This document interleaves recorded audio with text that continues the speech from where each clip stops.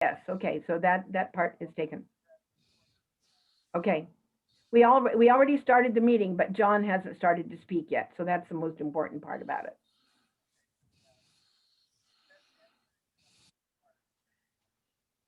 Yeah, you want me to start over? I'm going to put all these people through listening to it again. Yes, do it. Oh, wait a minute. They're saying yes, do it. No, oh my goodness. Because this is recorded on the YouTube. Well, yeah, I do send your regrets. Oh my goodness. So I know how difficult it is. Well, 5:30. Okay. Well, all right, Will. See you later. Thank you. Bye. Okay, folks, we have a decision to make. Should I start over with my little intro or just go forth? Because I don't want to take time away from John either. I think I'm going to just go forth. We haven't start over. No, I have plenty of time. You can go ahead and start over. Because yes, start over. Yes. Okay. For the sake of the recording, I will do that. All right. Welcome. Welcome to you adventurers and explorers of life's big questions. I see familiar faces, and welcome back to those of you who are here for the first time. We are going to explore the Sufi perspective today to our big question of 2021, which is, what is the purpose of life? I just recently read a Rumi poem which seems to fit. He wrote, "All day I think about it, then at night I say it. Where did I come from? And what am I supposed to be doing today?"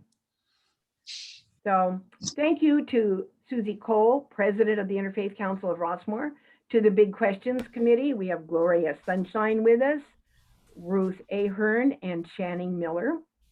Thanks also to Will McGarvey, who presently has no electricity.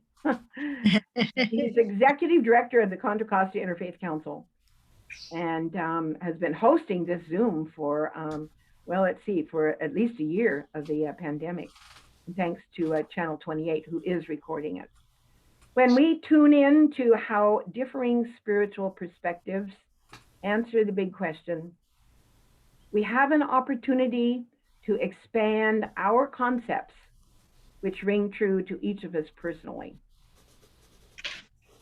We add to the framework we are developing regarding our philosophic and spiritual outlook.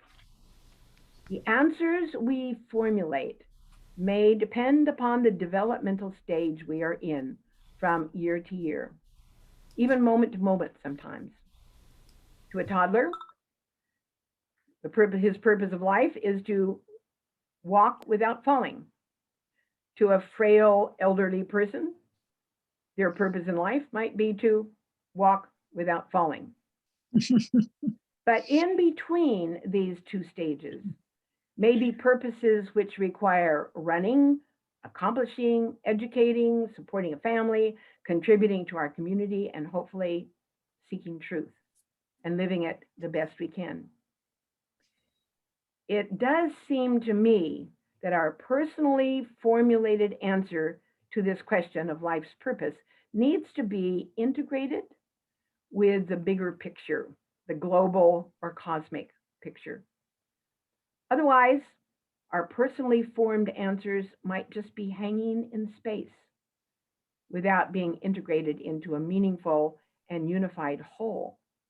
So this is something I find myself really thinking about.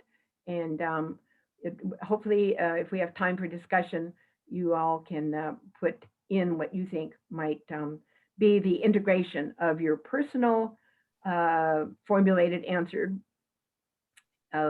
integrated with the cosmic and global answer. So I saw an interesting movie recently. It's entitled Soul.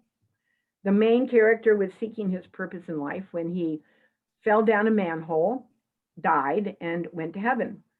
After having many experiences in heaven, he was given another chance to go back to earth. When he returned, he knew the answer to his search for purpose: to live every moment of life fully. In other words, life is but a day's work, do it well. So let's listen to how our representative of Sufism puts this together. I would like to present Sufi John Ishvaradas Abdallah, founder and executive director of World Without Borders Interfaith Sufi Ashram. John Ishvaradas Abdallah, Abdallah means servant of God in Jewish, Christian, Hindu, and Muslim traditions, is the preferred pen name of Syed Riaz Mahdi. He is a speaker and writer and an independent activist Sufi. He is the author of A Sufi's Rumination on One World Under God. And we came by John's name because one of our big questions committee, Sunshine, was found his book, which is a Sufi's Rumination on One World Under God. And she just received so much energy from reading that book, John, that she went after you and she got you. So Sufi John is passionately involved in interfaith dialogues, conversation and movement promoting a theology of love, peace, and freedom through active nonviolence. He currently serves on the advisory boards and councils of the Christian-Muslim Consultative Group, Southern California Committee for a Parliament of the World's Religions, South Coast Interfaith Council, the Guibord Center, Muslims for Progressive Values, and other interfaith as well as secular organizations. Goodness, John, it sounds like you're one of those ones that has been cloned also. So I'd like to present John as, please share your thoughts with us. Thank you so much for joining us. Thank you very much. So I wonder, will be able to join us a little later, maybe? Well, Hopefully. he's hoping, but he was told by PG&E that it might not be until 5:30. One suggestion, John, I have is you do have a lovely accent, but some of us older folks, you know, if you could speak a little slower, that would help us, and we'd appreciate that. So Thank you. No problem. Let me begin with the greetings of Salam, Shalom, Shanti, Faz, Haiwa, peace. You know, they all these words mean the same thing, which is peace. And as we all know, actions speak louder than words. So even though we all say peace and shalom and salam, we know people are still fighting with each other almost everywhere in the world. So hope peace will prevail one of these days. I don't know how long or when it's going to be. And I don't see Gloria. Oh yes, I see Gloria Sunshine. So I want to thank you, Gloria, and Sarah, and also Will, for inviting me to this meeting of very learned people. And because I have attended a couple of meetings of this group, and I found this to be a very informative, very informed group. So let me begin with, she has already introduced me with this book, and I want to show you the title page of the book. Let me see, is it showing? Yeah, One World Under God. Yeah. One World Under God. Actually, the top line is A Sufi's Ruminations.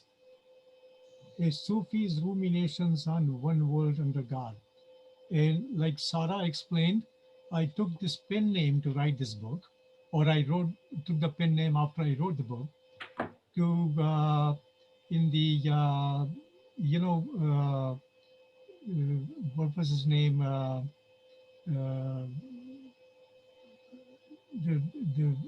The Canadian philosopher, I'm forgetting his name right now.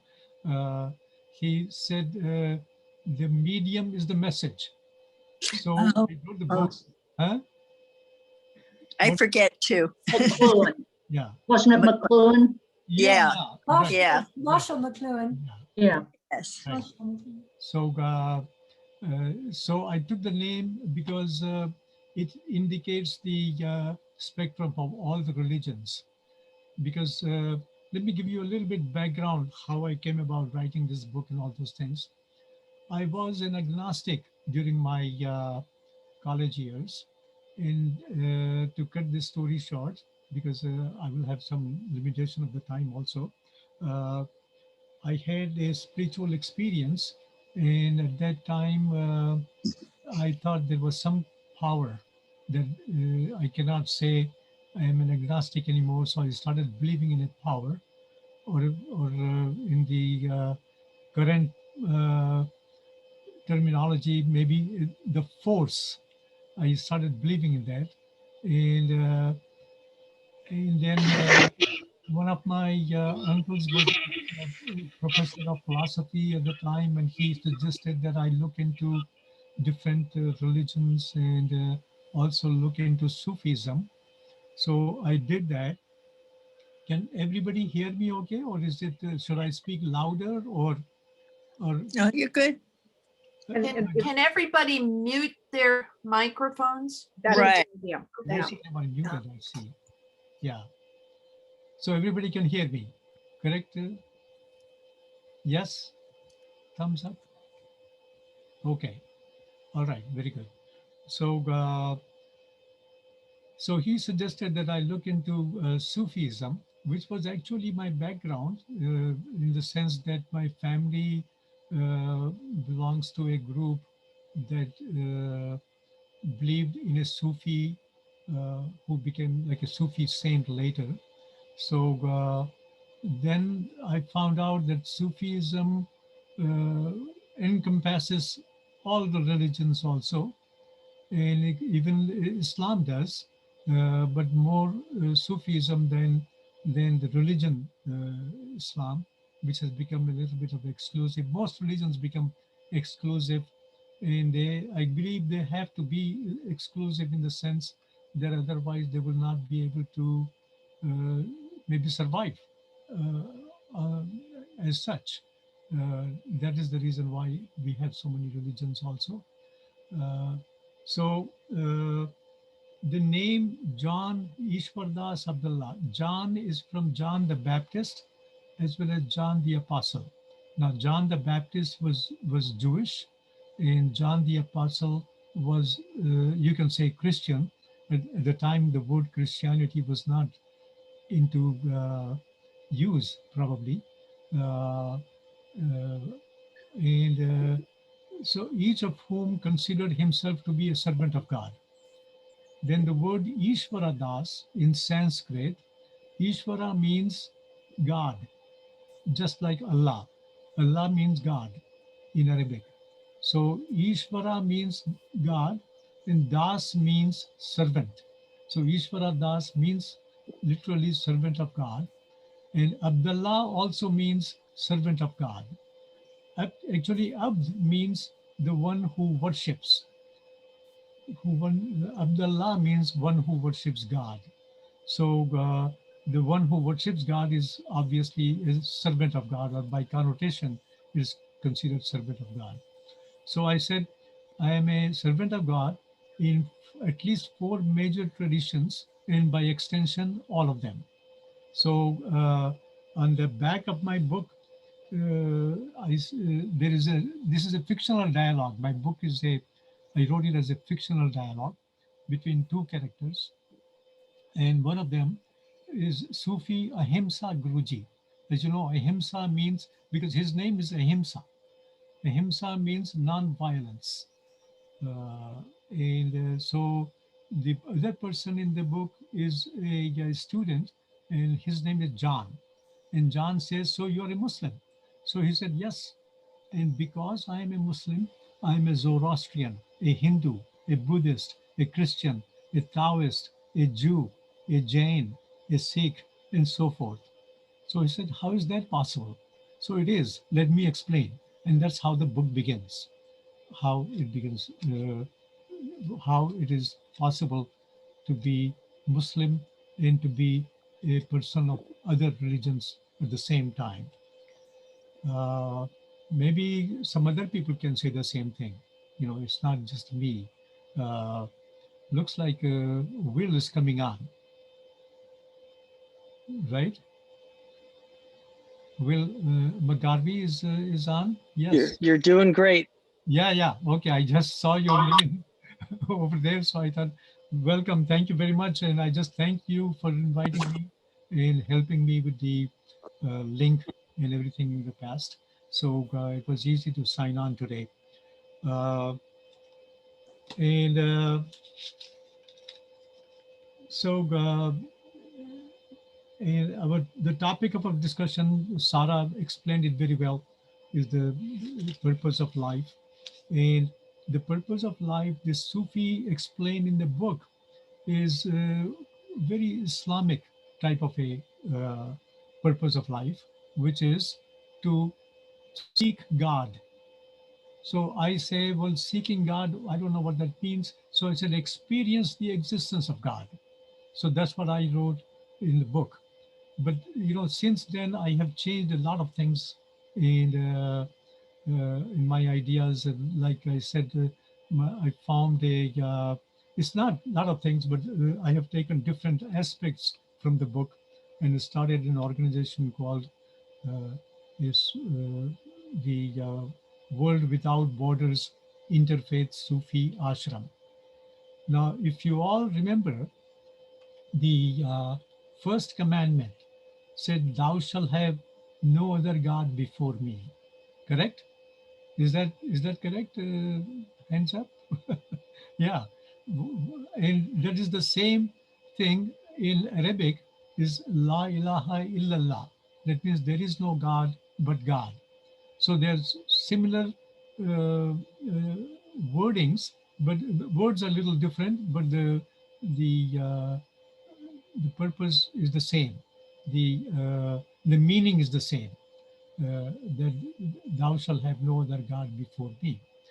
So before, in the Arabic phrase, it says there is no God but God. So gods with a small g, they're all false gods. And there's only one God with a capital G. It starts with a capital letter G. And so before you can reach or find out anything about the God, which is Allah or Ishvara or by any other name, you have to overcome or get rid of all the other smaller gods. So that is the reason why I started the organization called World Without Borders. Because all borders, and I'm not just talking about physical borders of between the countries that we usually consider right now. I'm talking about borders between genders, male and female, or other borders that have been created with LGBTQ and all those things, and borders of language, borders of culture. These are all borders. And every border between you and me is a border between me and God. So it's a border as well as a barrier. All borders give us some security, but they also isolate us. So in order to remove the borders, we may not be able to remove the borders, but we can transcend the borders. So that is the idea behind the organization World Without Borders Interfaith Sufi Ashram. Now the word ashram means a place where everyone is welcome without any judgment. So you can speak your mind, just like in this organization over here. We can express our opinions and everyone will listen to it with respect and try to understand the meaning behind it and all those things. So see, the idea is to overcome all these borders, overcome the borders and transcend the borders. So that is what I did. And also I started a Facebook group that is called Why a World Without Borders. So initially the name of the group was the same as my organization's name, but then I changed it to Why a World Without Borders quite recently, about a few months ago, actually. And I think I have received quite a few comments about that one. And very recently, after just about last week, I believe it was, let me see, I posted a question on my Facebook group, the same question: what is the purpose of life? I said, what do you think? Uh, the question was, in one short sentence, what do you think and or believe is the purpose of life? And there are about little over 6,000 members of the group on the Facebook, but about 547 of them looked at the question or liked or seen the question, and about five people loved the question, six people liked the question, and 28 people responded to the question. They answered the question. And I think I have heard in the past also, and maybe we will follow this after my presentation is over, which will be very short.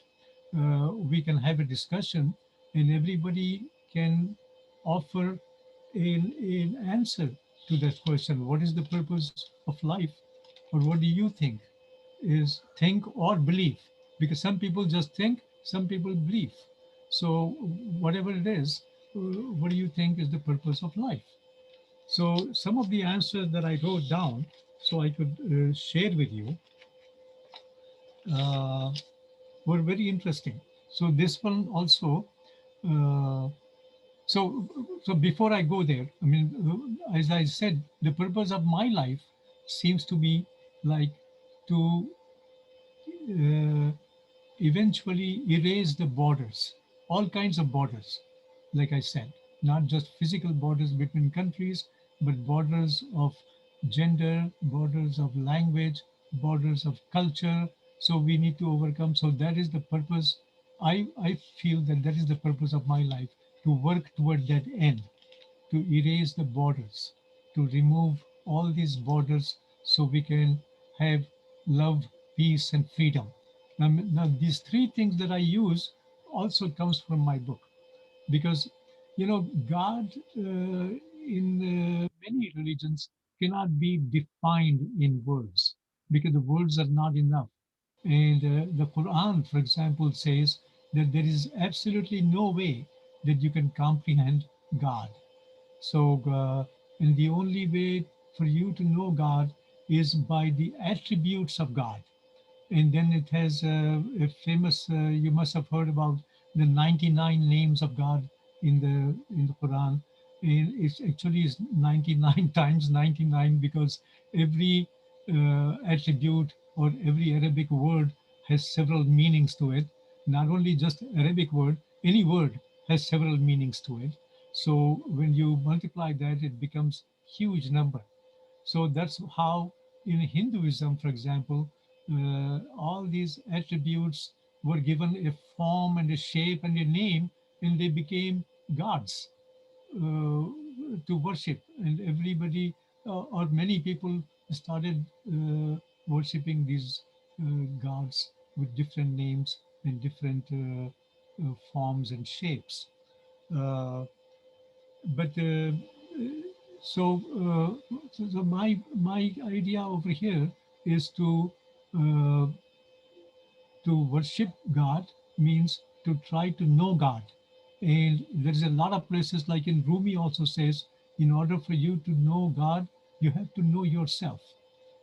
So this is a Sufi idea also, that to know yourself is to know God. And that doesn't mean that you become God, but because God, like there is another famous Sufi in India, Kabir, who is also a Hindu uh, uh, bhakti, bhakat, and also a Sufi. He says, "Moko kahan dhoond re bande, main to tere paas re." He says, where are you looking for me? God is telling man, where are you looking for me, my servant? I am right near you. In fact, I am right close to you. And the Quranic verse, one of the Quranic verse says, I am closer to you than your jugular vein. So that's how close God is. And a lot of people say God's house is not in Kaaba, which is Mecca, not in Kashi. That's what Kabir says, but it is in your own heart. So that is an idea that is very well accepted in most religions now. Uh, so let me just read some of the answers from this thing that I noted down from my Facebook group. So one of the first one, it says to pass on one's DNA or genes. So that is the purpose of life. Another person said to promote social justice and empathy. And they're all very good. To meet God, say the scriptures, another person wrote. To enjoy the wonders and the beauty of the planet, fulfill your potential, and to be happy. Then another one says the purpose of life is seva, which is a Sanskrit or Hindi word for service. It says seva, loving service to others. Life just is. Another person wrote, life just is until it is not. There is no innate purpose to it.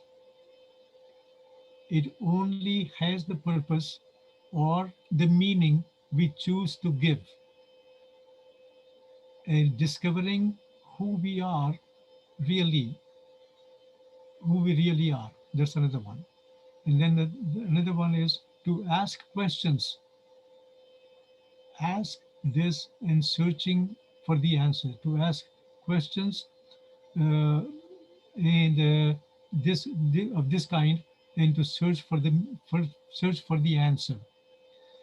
Another one says learning about the challenges of survival and to reconcile that struggle with the divine vision of love, compassion, and justice in our lives, in all lives, and for nature. And then another one says to leave the world better than you found, to leave the world better than you found your family and community. And, another one says to educate our souls for the next world. So the idea of next world also comes in a lot of religions or a lot of scriptural literature. To know God and to make him known. Another one is to propagate the species. And then it says, I think the purpose of mine is to exist as a warning to others. So I thought that was cute. And there are some more. To be able to answer the question, does it matter that I have lived? And to be able to say yes. So self is a question. Do justice, love, mercy, walk humbly, do justice, love, mercy, walk humbly with reality, mystery, God. And this is a quotation from Micah 6-8. And then another one is the never cease leaving no matter how deep the mysterious tremendum that exists throughout our short time we have in our lives. And then another one says, enjoying the precious gift of the life on this planet, having exploring about the world, and connecting lovingly with people, serving with your best, and creating only the best to gift others. Finally, mystery, merging into the universe with peace and gratitude. Another one says, helping the vulnerable and being the best person you can be and bring light to the world. Another one says, service, be the change. And be the change is in quotation mark. I think it is from Gandhi. Gandhi says, be the change. Let me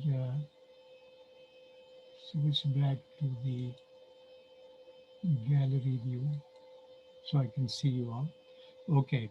And another one says to love and be loved. And then says spread hope, happiness, and empathy. Another one says survival of the tribe. So some of them are repeated in different words. And another one says, I don't know what the purpose is. I guess each person needs to feel his or her own purpose. In the larger scientific sense, probably survival of the species. One philosophical question leads to another. So these were some of the answers that I wrote down. So I think we'll probably have a lot more from this group also. And I think I will maybe stop at this time, and we will discuss it from everybody else. What do you think, or what do you feel or believe is the purpose of life? Thank you. Okay, thank you, John. You got us off to a good start, and that's quite a list. Probably each of us could endorse a number of the purposes on that list. So Yes. maybe we don't just have a purpose. We probably, each of us have many purposes. So I also would like to encourage people to share their purposes. I think that that would be a very rich thing for each of us to do. And just raise your hand and unmute yourself and go ahead and share what your purpose is or purposes are. We can give people a chance to think and meditate. Yeah, Sharon. Yeah, hi. So the word that came to mind for me was discovery.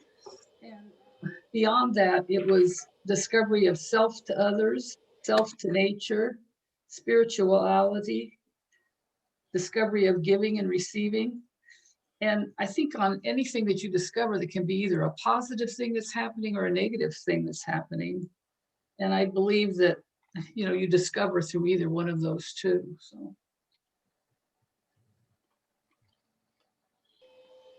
Thank you. Yeah, thank you. So discovery is pretty comprehensive. You can do that in any realm, in any way. So please feel free to share.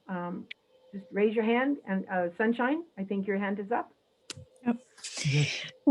Yes. Well, first of all, Sarah, I wanted to thank you for that great introduction. I don't usually thank people for what they say, but I was impressed because I thought you hit right on your first sentence about integrating our own personal purpose with the cosmic global purpose.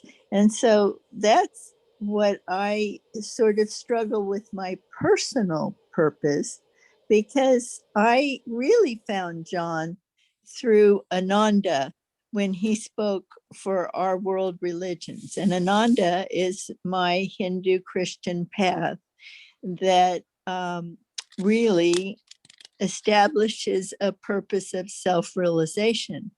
And that is I would say, a cosmic and global purpose, as well as a personal purpose. And that personal purpose sort of climbs the ladder of what the Eastern religions call chakras.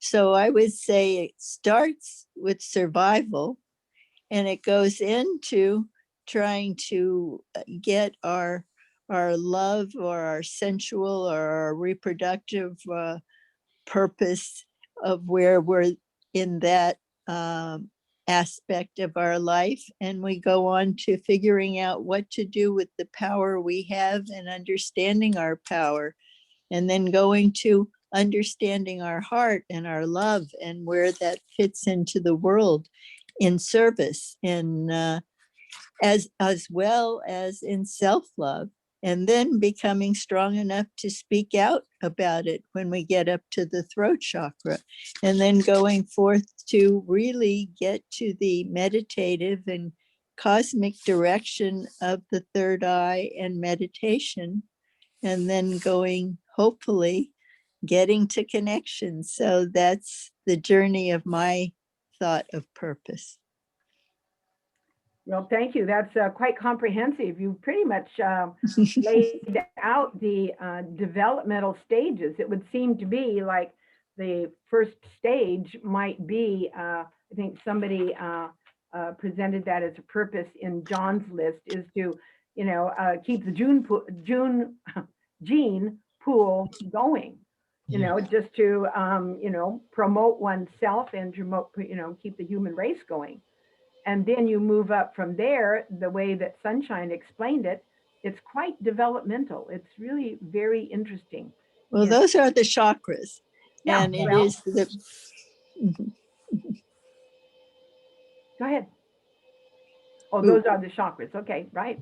Mhm. From the Muladhara, which is the very first basic chakra, up to the third Crown. eye. And then what is it called? The crown chakra. Yeah. How do you feel on that, John? Yeah, I think, these are all very good. All religions offer some different perspectives, and I think the most comprehensive, this comes from Hinduism, Right. chakra system, and they have perfected that kind of a, system. I really appreciate that.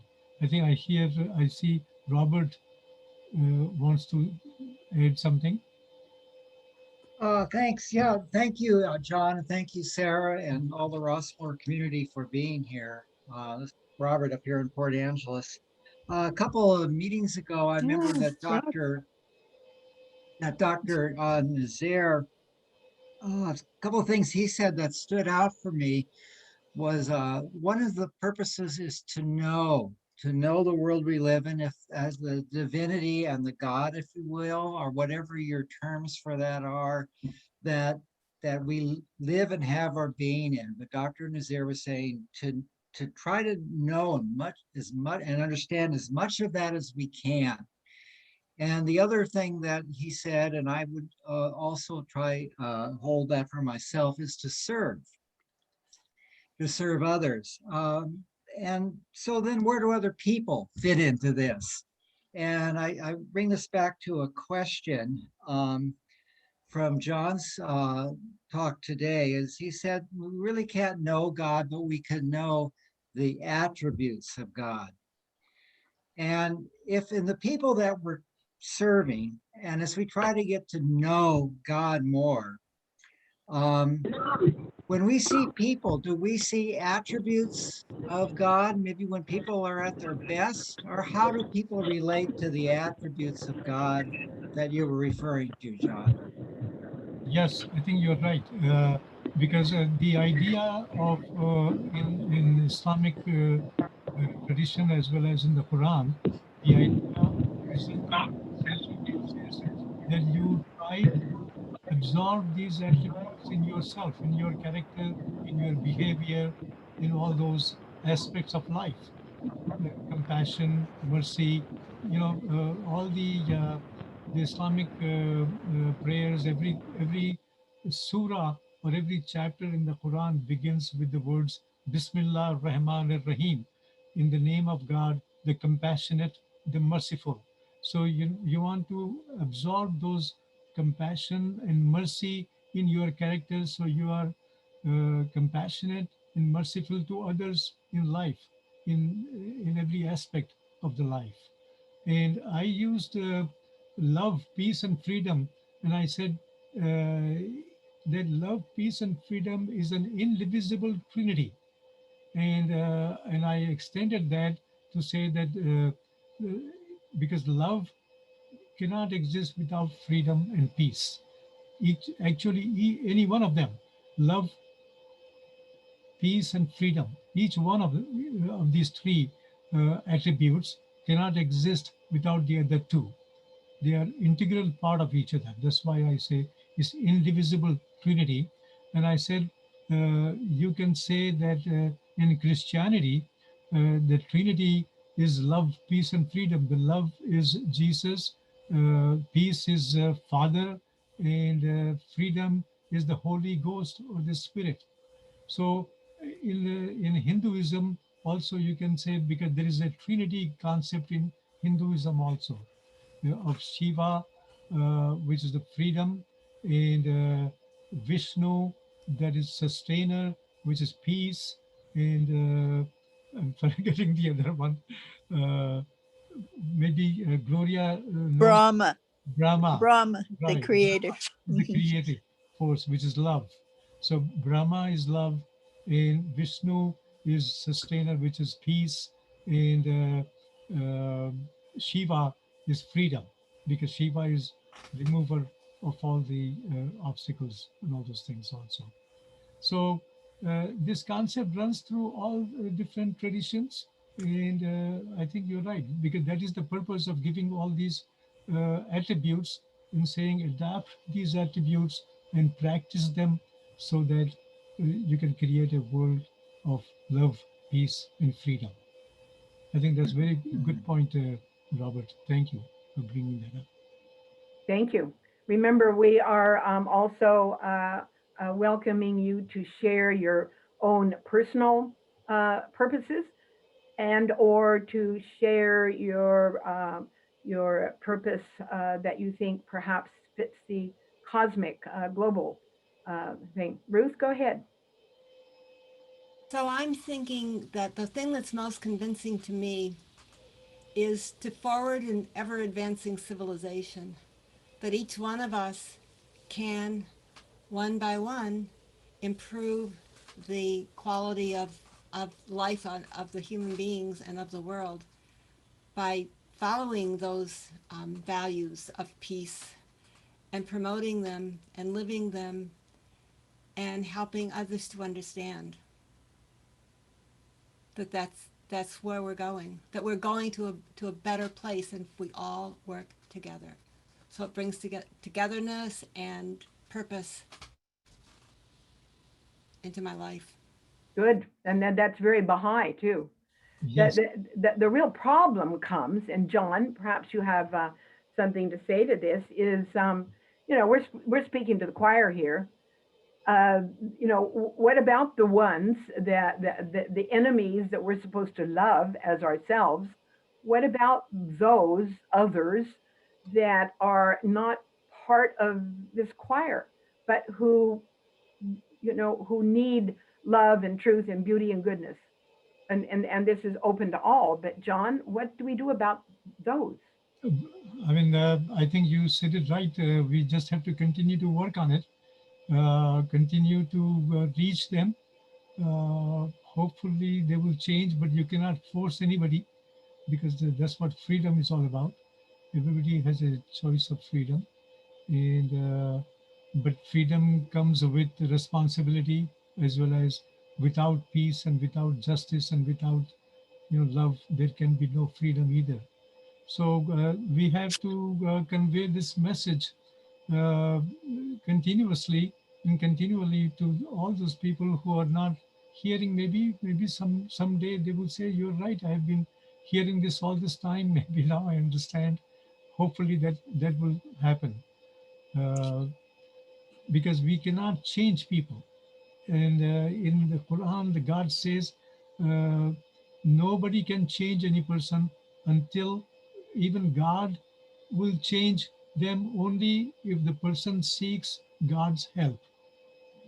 So the person has to seek the help. Then only some change can happen. In fact, he told Prophet Muhammad was very despondent at one time, because he said, not many people are listening to my message. He said, that is not your job. Your job is to convey the message. You are the messenger of God. You just convey the message, and that's it. It's up to God, and it's up to that individual to seek the guidance of God. Then God will guide whoever seeks guidance from God. And if the person doesn't seek it, there's not much we can do about it. Sunshine, go ahead. And then Bridget. Well, I just wanted to comment on you, John, because I wanted to appreciate your work. Although I'm not an avid Facebook follower, I do see it from time to time. And in the fact that you keep us current with postings of what's happening every day to be aware of, I do feel that is a really important work you're doing. And I thank you for it. Well, thank you very much. Because that is, the most important thing is to bring awareness. Awareness is the most important thing. You make people aware or convey the message, and then hope for the best. That's all you can do. Bridget, please go ahead, Bridget. Oh, thank you. One of the quotes that came to my mind with regard to Meher Baba, who created Sufism Reoriented, and which I am a member of, said, "Let your life itself be the message of my love." That's perfect. Without that, there is nothing. Yes. Yeah, that's beautiful. Yeah. And you cannot change anyone, but you can be in charge of yourself. Say that again, Bridget. Would you let your life itself Be the message of my love? The message Right. of my love. Yeah. Yes, and we still have the question of what is your purpose? If any of you would like to share that, we're certainly open to that, and to continue our discussion. Yeah, I see. Oh yeah, Channing, go ahead. Yeah. Hi. I liked one thing you said, John, more than everything that you said, but one thing that stood out to me, and this is my personal experience.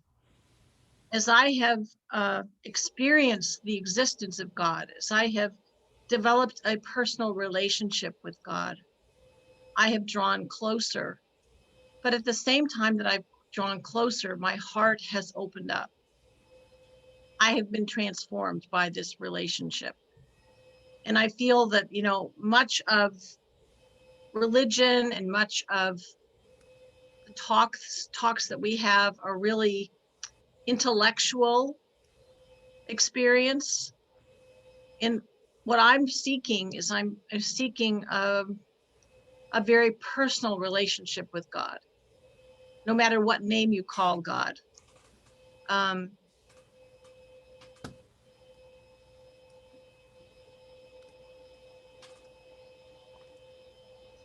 So that's for me, the main purpose is for me to experience God, to be changed by God, to know God, to feel God, to understand God as much as I possibly can, and to do exactly what you said.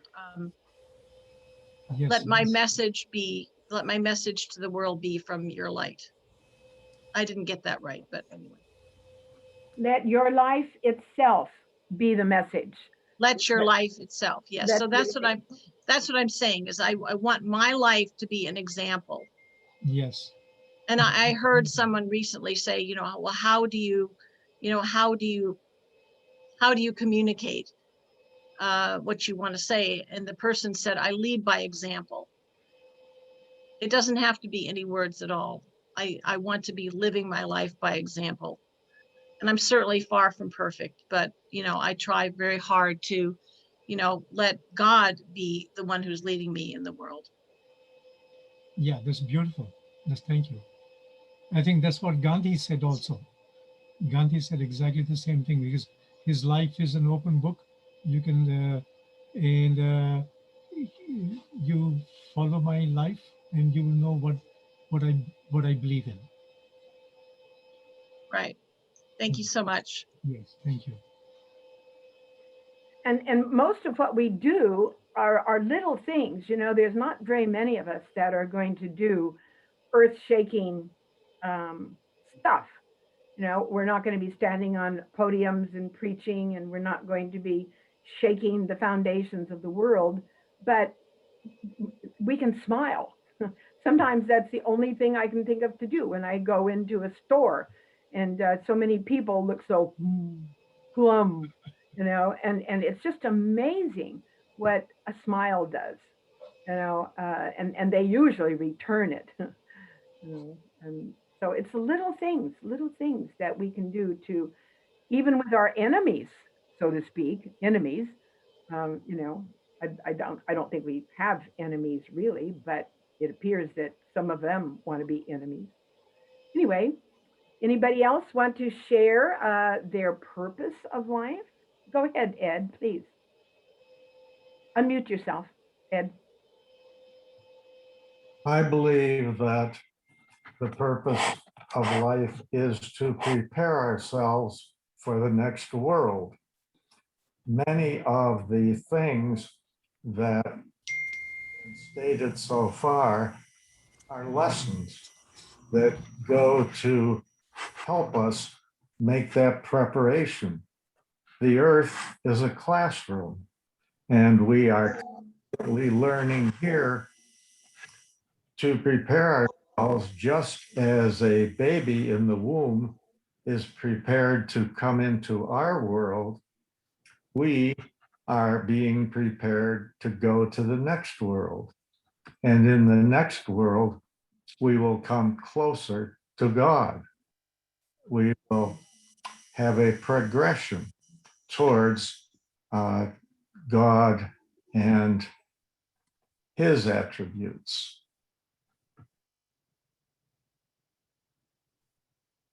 Thank you. Or her attributes. Yes. I personally see God as a mother and a father. And that's how I relate to God on a personal level. Absolutely. You're welcome to do that. We are all welcome to do, however Yes. we wish to perceive. Yes. Okay, so sharing purposes. How about a more cosmic or global purpose? Or how about the question of how does our personal purpose integrate with our big picture purpose?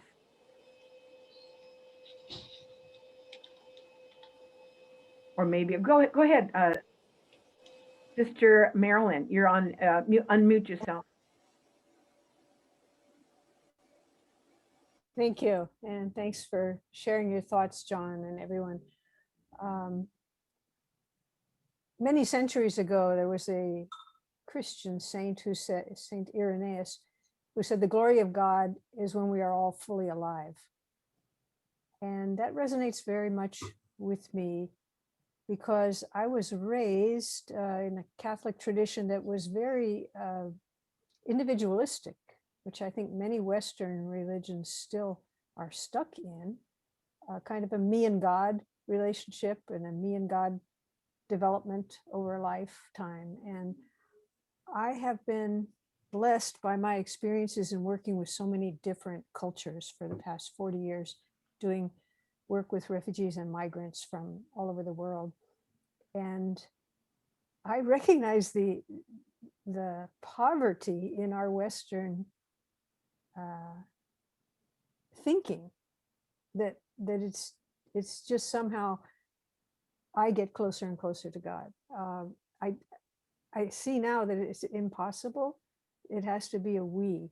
And I think Saint Irenaeus was talking about all of creation, that when we spend ourselves and our lives in helping everyone else flourish, from the rocks and the rivers to our best friends and even our enemies, when we can do that, then it's God's spirit moving in us. Then it's like Gandhi saying, go ahead, just look at me, because then you'll understand the God that I have come to understand. That, you know, we don't do it alone. And this idea of becoming perfect, or the fundamentalist religions now that are I'm right, you're wrong, or, you know, whatever. It's a very poor, basic,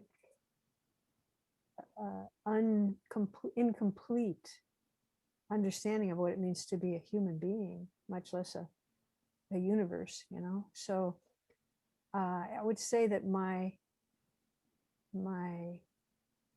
understanding of the meaning of life has grown by listening and being immersed in different cultures. I guess as the Baha'i tradition or others, that, you know, if we go deep enough in any tradition, we're going to find compassion and joy, the joy that comes from being compassionate. So I think right now the meaning of my life, and it may change tomorrow, is to live in such a way that my existence brings compassion into the world and brings more joy and more flourishing for other beings.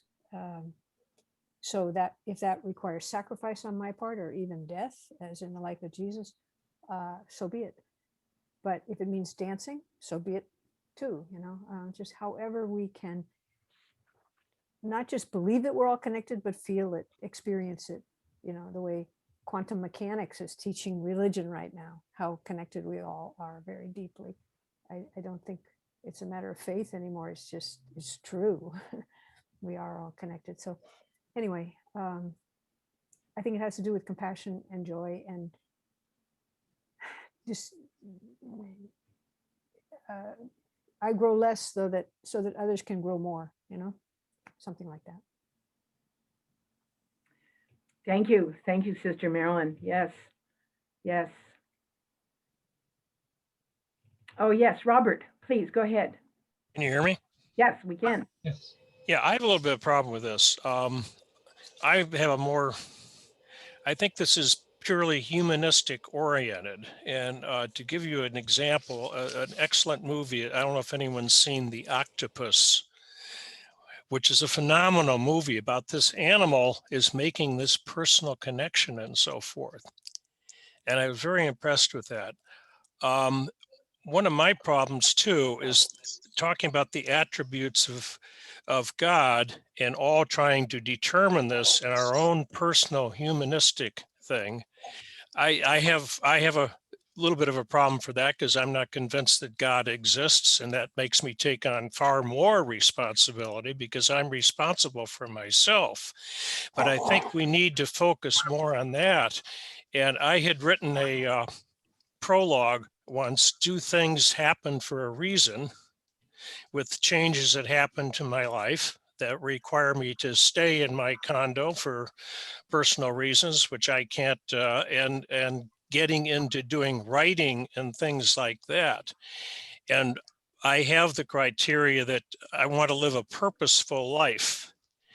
And I think each person has to find certainly their place to do that. In my particular case, I've just written a massive article, for example, which has taken me 2 years, about a way to save the long haulers from the cholera virus in a treatment that can help them deal with all the complications and so forth.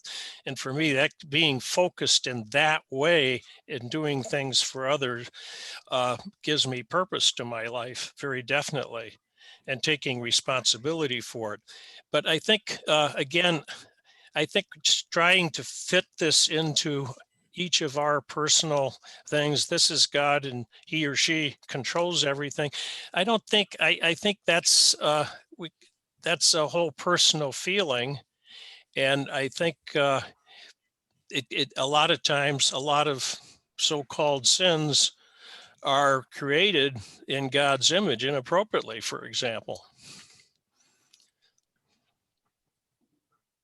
I think that's probably a mouthful. Okay. Yeah, I think you have expressed it very clearly. I mean, you know, there is definitely something to think about what you have said. Thank you. Well, I got my microphone fixed. Can you hear me? Yes. Yes. Okay, so just going, Robert, from the aesthetic to the ridiculous. I'm reminded of a cartoon that I saw that read, "If our purpose in life is to serve others, what's the purpose of the others?" And what that did for me was it made me analyze my expectations.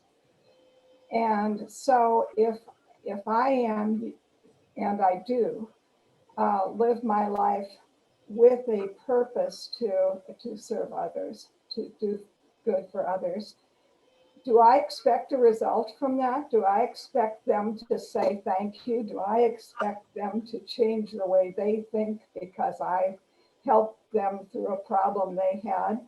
And does that make me less than a vehicle?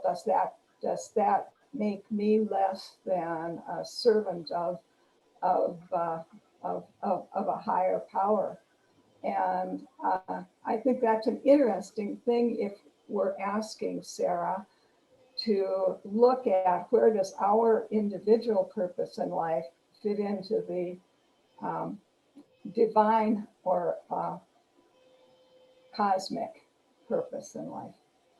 Just my thoughts. Yes, thank you. Those are, it makes sense. That's a very rich. So I think that that's an interesting question.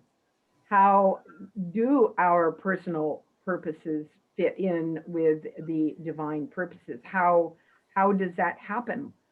And what can we do to understand the bigger purposes, the cosmic purposes, the global purposes? How do we understand so much? It's so huge. But you don't have to answer that question either. You can continue to share your purposes. This is very rich, you know. Yes. So I have a little different take on things, and I got connected on a different device outside, and so I'm glad to at least be able to hear things. And we just want to let Linda Carter know that if you're on a phone, you need to use *6 to mute or unmute yourself if you're trying to share here. But I've been reading a little bit about psilocybin, the mushroom that is being used as a part of the treatment for depression and anxiety. And there's some fears that that it'll be used for, or that Wall Street will try to get their hands on it rather than allowing. Could you try again? My phone's trying to talk to me. But some of the people that have used this have had experiences of beings in this other experience place that they go kind of in an in-between place. And some folks say that it's a similar experience using MDMA, either for mental health purposes or as an experience that people have used psychedelics for spiritual reasons for probably the whole history of humanity. And that some folks are recognizing that the beings that they're in conversations with during their times on these psychedelics are also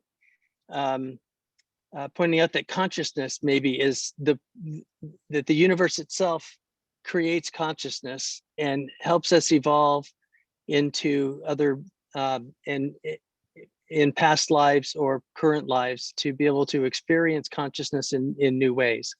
And so there's some conjecture that consciousness itself is the purpose of the universe, and that we may experience it in differing ways in different lifetimes, depending on the evolution of the beings that we exist within on whatever planet that might be, or even as humans evolve, that we might be getting, that there might be some way for us to evolve before our life energy goes back into the universe as a more sentient being than having worked out all of the issues of the lives that we have right now. So that's just a different answer that some folks are answering this question with, but it's not from a religious persuasion, even though it is an answer that comes from the use of earth medicines that different indigenous peoples around the world have used for centuries to be able to experience the divine in their cosmology. So I'll just leave that out there.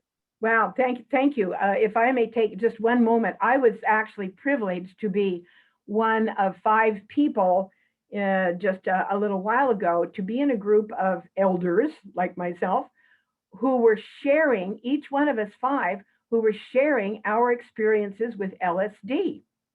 And they were expressing connection with divinity, increase in consciousness, awareness of the universe, a feeling of belonging to the universe.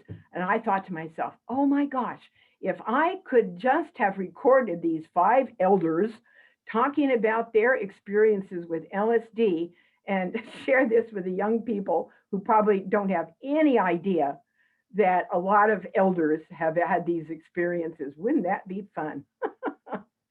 But it was very interesting, you know, LSD.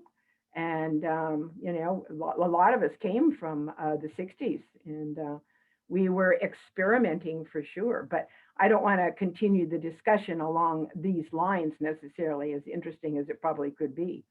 I would like to also go back to a question that I would like to ask John. If we're heading towards one without borders, why is it important to have exclusive religions? You made a comment that it's necessary for these religions to be exclusive, otherwise they would not exist. Well, what if a lot of these religions didn't exist and they did let go of their borders? What would that be like? Well, thank you for asking that question, because one time I gave a talk here in a church that what we need to do is liberate God from the bondage of religions. Yes. Because God has been, and I said, I proposed that God has been imprisoned in each of these religions. And we need to liberate the God before we can liberate ourselves. So that is something to think about. But on another note that Will brought up is there is a recent article just about 3 to 4 days ago, and I don't have access to that article at this time. I was trying to get that, but the title of the article in Scientific American, the magazine, the Scientific American, just about 3-4 days ago, the title is "We Are the Aliens." That we, the human species on the earth, are the aliens because they are so different from any other creatures. It appears like something hit the earth and suddenly there was appearance of human being, and there is nothing like human being on the earth, and we are aliens ourselves on this planet. So that is something to think about. But to go back to your question, I have thought about that myself, that religions themselves are a barrier between God and us human. Religions have become barriers between you and me and between other people. And any barrier between you and me is a barrier between me and God. Ah, yeah. Beautiful. Yeah. Yes. Thank you. Anybody else to share anything? Yes. I should say, first of all, my head is exploding right now from all the terrific things that have been said and all the things that I would love to respond to. Somebody just said a minute ago, just about maybe the purpose of the universe is consciousness. Well, Shelley wrote a poem, 200 years ago, Hymn to Apollo, where one of the stanzas begins with, "I am the eye in which the universe beholds itself and knows itself divine." Wow. Say that and again. I love that. And I think that feels to me, whatever that is worth, that feels to me right and true. Can you say that again? Yes, I am, I am the I in which the universe knows itself and knows itself divine. Or here, hang on, let me make sure I'm getting that right for you. that is so such a powerful statement. I'm the I with which the universe beholds itself and knows itself divine. Yeah, it's from Shelley's, Percy Shelley's poem "Hymn to Apollo." Yeah, now that you mention it, I remember it now. Right. Yeah, it's a terrific poem, and Beautiful. so, oh gosh, I can't respond to everything that was said, but I too had a little bit of trouble when we start talk about whether or not we can know the attributes of God. At least in my experience, and God keeps shifting on me and changing. And there's a wonderful story. It's a Native American story about there are these two workers out in a field, and there's a path in between them. And God decides one day to walk down the path. And God, and it is a male God, has a hat on. One side is red and one side is black. So the two guys, they run back to the village at the end of the day and they say, "I've seen God, I've seen God." And he says, "Yes, he's wearing a black hat." And the other says, "No, he didn't. He's wearing a red hat." And he says, "I tell you what, let's go out the next day. We'll go back out into the field and we'll invite God to come again. But we'll do it on opposite sides of the field. That way I can see what you saw and you can see what I saw." So they did. Next day, God comes walking back the other direction, and God turns the hat around so that the guys see the same side that they saw before. This is my experience of God exactly. Some of the other things that we talked about, what is my purpose? I've thought a lot about this. And sometimes it really depends. So many of the things, John, that you mentioned and that others mentioned as purposes, they seem to me like wonderful aspirations and hopes. But I don't, given all the matters that concern us during the day, as we go through day by day, I have to wonder if our purpose isn't something else or something also. I mean, for instance, some days I feel like my purpose is to open the jars that my wife can't open, or to reach the stuff on the shelf that she can't reach, or to take out the garbage or what have you. I think, though, to sort of cut through everything else I might say, I've come to a place in my life where I discover my purpose every time I'm before the face of somebody else. It seems to me that I'm learning who I am by listening and by responding to the people who are around me. And that's really the best that I can do. And if I look back on my life, that really is kind of how I've lived.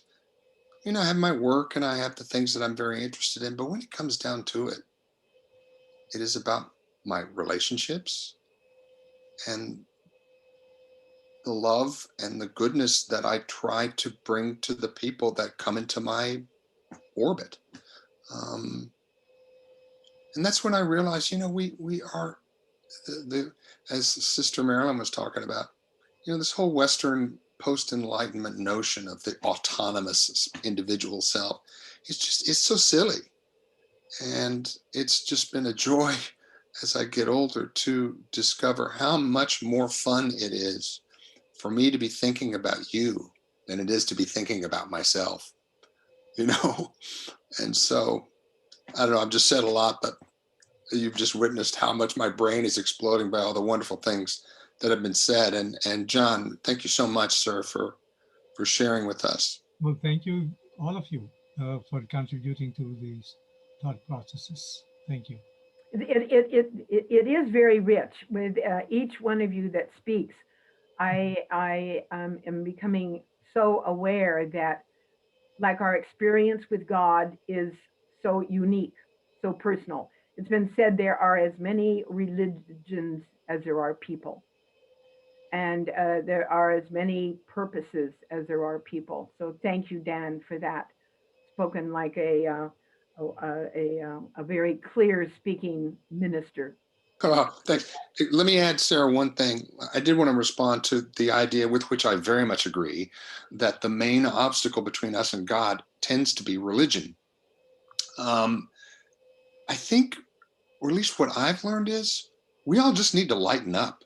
You know, we just need not to take these things. You know, I'm a Christian minister and I'm dedicated, and I think, you know, a lot of I like Jesus quite a bit, but I realize my understanding is really very limited, and I need to just lighten up on the truth value that I give to Christianity.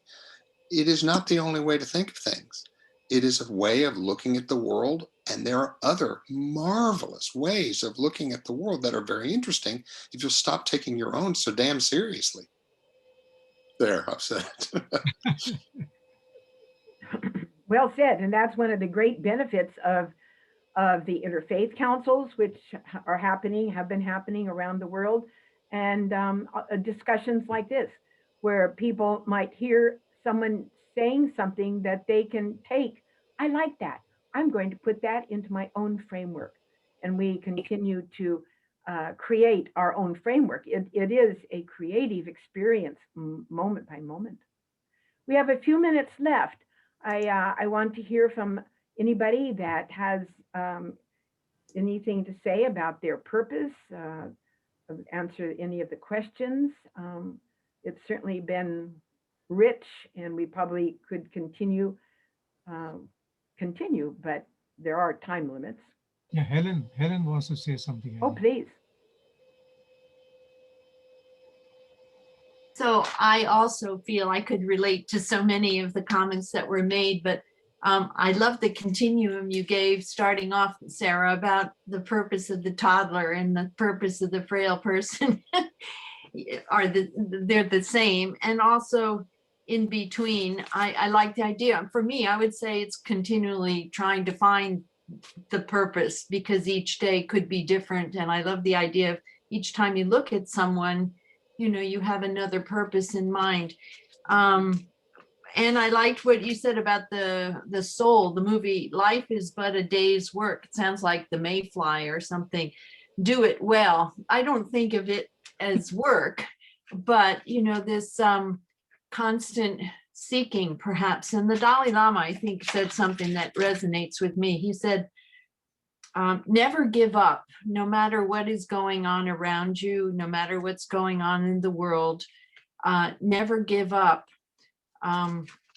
Too much time in your country is spent, he says, develop the heart. Too much time in your country is spent developing the mind or the head instead of the heart. Develop the heart.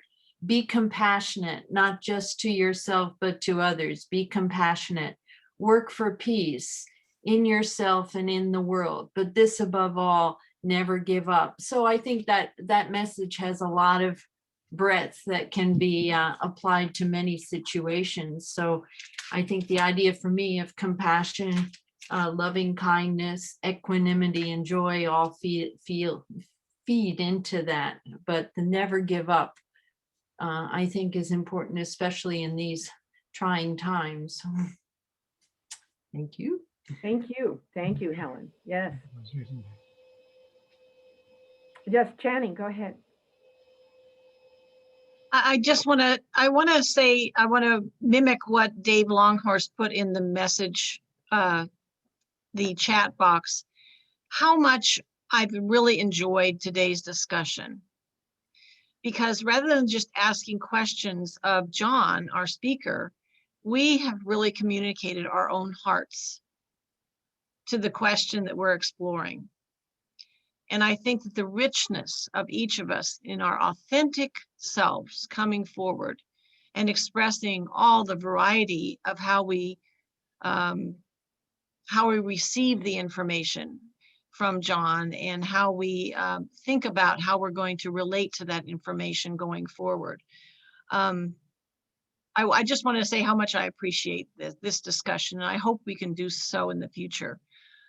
The second thing I want to say is I believe, that every single day is a discipline for me. It's a discipline between being stuck in a Western culture which is very individualistic, very list-oriented, very driven. And coming back to my original thought of experiencing God, having a relationship with God. The question is, what is God? And I'm not a believer in the traditional God. I'm really a believer in the scientific view. I'm a believer in the universal view. Oops, somebody was knocking at my door. I believe for me that the universal meaning of everything is the interconnectedness and the interdependence of everything. And I mean everything. We are not separate from the trees. We are not separate from the flowers. We are not separate from the plants. And, you know, when you have a chance to look into indigenous culture and indigenous medicine, you understand the wholeness of their view of the world. And I saw a quote once that said, let's see, how does it go?